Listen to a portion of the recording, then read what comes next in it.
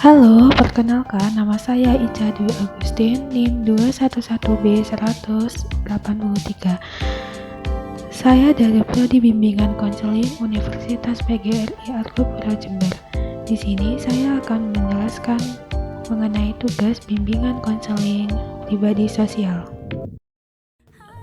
Baik, yang pertama yaitu konsep bimbingan konseling pribadi sosial. Bimbingan dan konseling pribadi sosial adalah layanan bimbingan untuk membantu siswa agar menentukan dan mengembangkan pribadi yang beriman dan bertakwa terhadap Tuhan Yang Maha Esa, serta sehat jasmani dan rohani, mampu mengenal dengan baik dan berinteraksi dengan lingkungan sosialnya secara bertanggung jawab. Bimbingan pribadi sosial merupakan proses dorongan yang diberikan kepada orang yang bertujuan untuk berhubungan dengan orang lain serta belajar dan memikirkan keberadaan orang lain, menguasai etika serta belaga santun, membina suatu keluarga dan menguasai kedudukan dalam tanggung jawab sosial.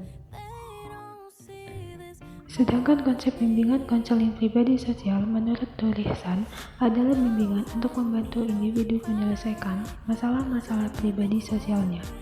Bentuk layanan bimbingan konseling harus dilandasi oleh penguasaan kompetensi akademik dan kompetensi profesional konselor. Selanjutnya, kebutuhan dan perkembangan diri siswa di SMP dan SMA pada bidang pribadi sosial, yaitu meliputi pengembangan potensi diri dan kemampuan berhubungan sosial serta memecahkan masalah pribadi sosial. Aspek pribadi sosial ini meliputi hubungan dengan sesama teman, dengan guru, pemahaman sifat dan kemampuan diri, pengembangan bakat dan minat, serta pengembangan sifat positif terhadap diri sendiri dan lingkungan. Pada usia SMP, anak-anak akan mengalami masa ambivalensi, yaitu kondisi di mana seseorang dalam keinginan antara bergaul atau menyendiri.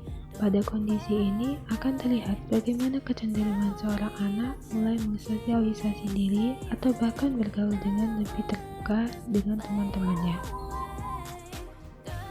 Sedangkan pada usia SMA, siswa akan mengalami masa remaja yang merupakan masa transisi dari anak-anak ke dewasa.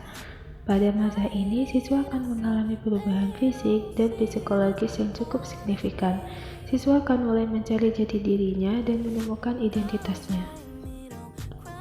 Beberapa contoh permasalahan sosial yang dapat terjadi di lingkungan sekolah seperti melanggar tata tertib sekolah, membolos di jam pelajaran, mengotori kelas, perkelahian yang terjadi di lingkungan sekolah, bentrok atau tawuran antar sekolah, menyuntik saat ujian, dan melawan atau menghina guru.